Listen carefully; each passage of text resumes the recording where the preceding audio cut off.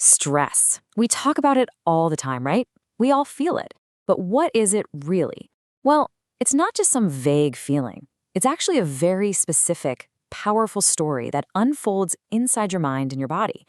So let's dig into that story and figure out what's actually happening when you feel like you're under pressure. So picture this. This is Raj. He's about to take a huge final exam. He's studied for weeks, but in this one moment, it feels like his body and mind are completely betraying him. His heart is pounding, his mind is just empty. Sound familiar? Yeah, I think we've all been there. So what's really going on here? What is this powerful force that can make your heart race and just completely wipe your memory? To get to the bottom of it, we have to see stress for what it truly is. See, it's not just about feeling overwhelmed or anxious. Stress is actually a really complex and, a very precise series of reactions happening deep inside your biology and your psychology. Okay, so here's the formal definition, but let's break that down. Basically, any stimulus, like that exam paper for Raj, comes along and knocks your whole system off balance.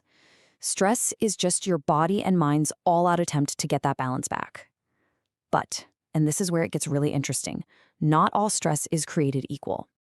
Wait, good stress? Is that even a thing? Well, yeah, it totally is. It might sound a little strange, but the right kind of stress, in the right amount, can actually be an incredibly powerful force for good.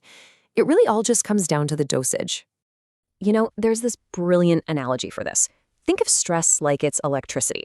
If you have too little, you're going to feel listless and unmotivated, right? The lights are off. But a massive surge, well, that can blow a fuse and cause some serious damage. And honestly, stress works in almost the exact same way. And this is where we see the two sides of the stress coin. On one side, you've got eustress. This is the good stuff. It's that positive, motivating pressure that helps you rise to a challenge. Think about the alertness you feel when you're crossing a busy street. But on the other side, there's distress, and that's the negative, draining kind that over time just wears you down.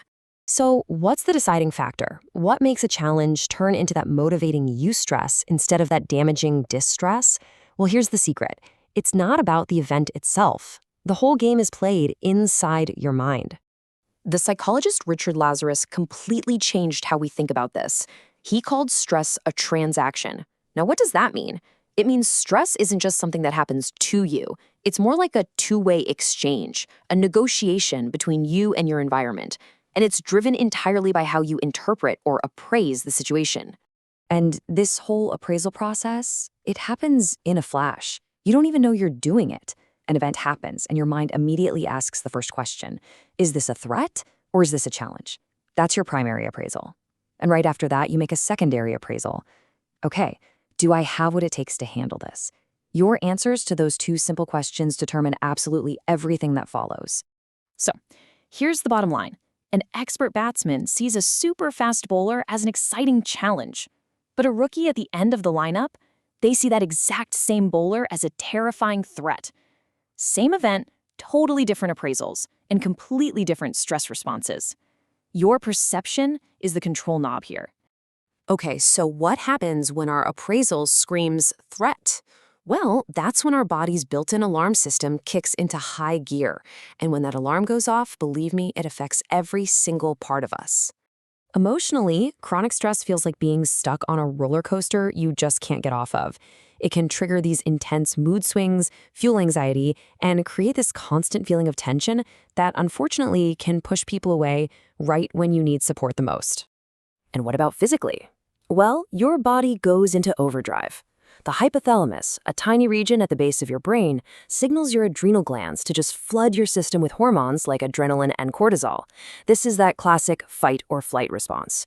Your heart pounds, your blood pressure shoots up, and things like your digestive system slow way down to save energy for the danger your brain thinks is coming. Cognitively, your brain takes a huge hit. High stress can lead to what's called mental overload. This is exactly what happened to Raj with his exam. It causes poor concentration, and it can seriously shrink your short-term memory, making it feel just like your mind has gone completely blank.